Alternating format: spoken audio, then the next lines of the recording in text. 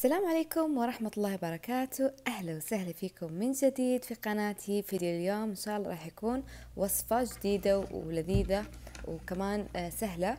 راح استخدم فيها تمر، وراح تشوفون طريقة مرة حلوة ولذيذة للتمر تقدرون تستفيدون منها في استقبالاتكم أو تودونها لأحد من أقاربكم أو أهلكم.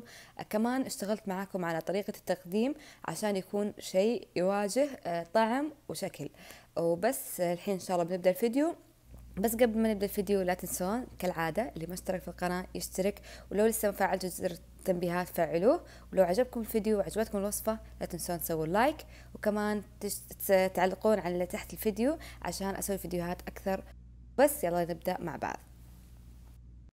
طيب أول شيء راح نبدأ بتجهيز الحشوة اللي داخل التمر. طبعا هذه الحشوة عادي اختيارية، يعني لو في أي شغلة مثلا ما هي موجودة عندكم مو شرط لازم تكون موجودة، استبدلوها بشيء ثاني. أنا هنا حطيت حليب محموس، يعني أخذت حليب بودرة وحمسته على النار وأضفته، تقريبا حطيت نص كوب.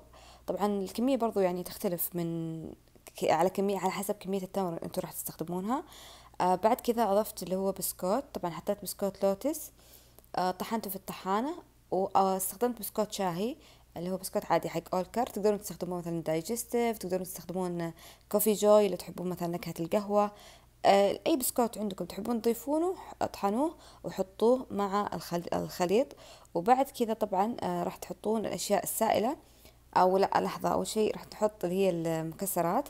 راح نجيب المكسرات، انا جبت البيكان، هذه شركة مرة كويسة لو حابين انكم تاخذون بيكان، يعني شركة كويسة. هذه الشركة مرة حلوة. وبعد كده جبت اللي هو فستق ولوز، كانوا كلهم مجروشين وأضفتهم اللي هي الخليط. حتى البيكان أخذته وجرشته. طبعا تقدرون تخلونه شوي ناعم، بس أنا حسيت إنه مجروش بيعطي كذا قرشة حلوة على قولة الإخوان اللبنانيين في اللي هو نفس الوصفة. وبعد كذا بعد ما تضيفون المكسرات راح نبدأ نحط الأشياء السائلة. طبعا الأشياء السائلة راح تضيفونها على حسب يعني حسب الكمية حقت اللي هي الأشياء الجافة عندكم. تبدون تخلطونها مع بعض عشان تشوفون اللي هي التماسك. تبغونها لينة مرة، تبغونها يعني شوي تكون باودر، على حسب انتوا تفضلون. الأشياء السائلة راح نضيف طحينة اللي هي طحينة حقت التمر. وراح نضيف كمان اللي هي نستلة أو حليب نستلة. تقدرون تضيفون قد ما تبغون يعني حليب نستلة. بس أهم شيء إنكم لما تضيفون الحاجتين هذه تبدون تعجنون، تشوفون هل صارت طرية أو لا. لو حسيتوا إنها تحتاج أضيفوا لها زيادة، ما في مشكلة. بعد كذا نجي للتمر. اخترت هذا النوع من التمر اللي هو التمر السكري. صراحة ما أدري السكري ايش يسمونه، يعني هذا النوع بالضبط، بس أنا أقول عليه سكري الهليل. ما أعرف هل هو الاسم مسمى صح أو خطأ، عاد أهل القصيم يصححون لنا. ولكن هذا النوع يعني زي ما تشوفون قدامكم. راح نجيب سكين وراح نطلع اللي هو العجوة من داخل التمر عشان نقدر نحشيها بالحشوة.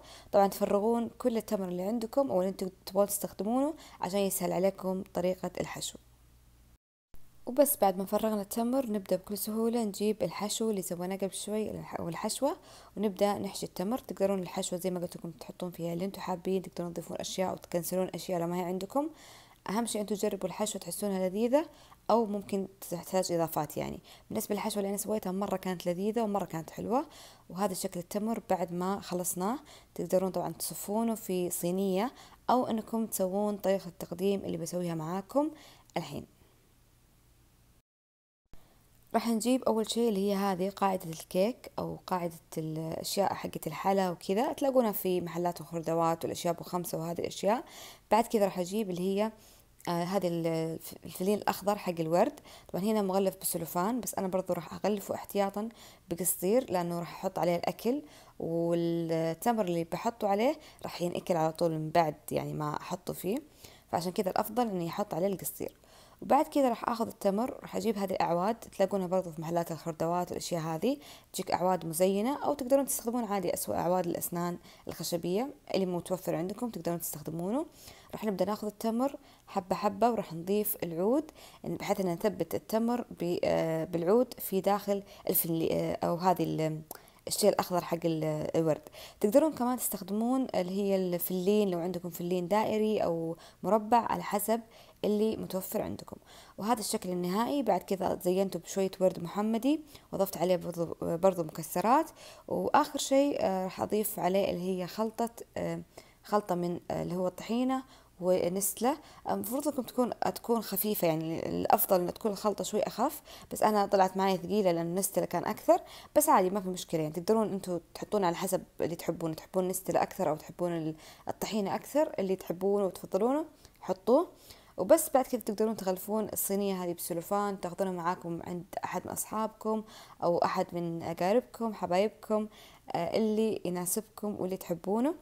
وطعمها جدا لذيذ وراح يعجبهم بإذن الله، والتمر جدا مفيد وكمان حالة مرة لذيذ. وبس إلى هنا نكون وصلنا لنهاية الفيديو. أتمنى يا رب يكون عجبكم وتكونوا استفدتوا منه، وبإذن الله ترسلوا لي تطبيقاتكم من هذه الوصفة أو هذه الطريقة حق التقديم على الانستغرام. دائما أحب أشوف هناك تطبيقاتكم. وبس أشوفكم إن شاء الله فيديوهات قادمة. إلى اللقاء.